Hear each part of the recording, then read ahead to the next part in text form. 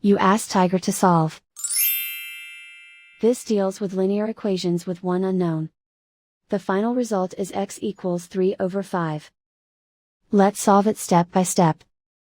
Group all constants on the right side of the equation.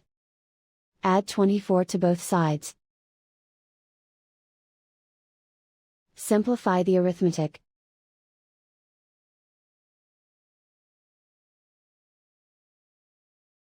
Isolate the x. Divide both sides by 40.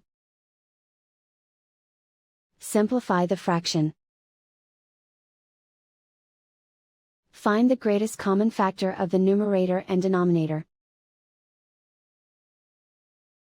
Factor out and cancel the greatest common factor. And so the final result is x equals 3/5.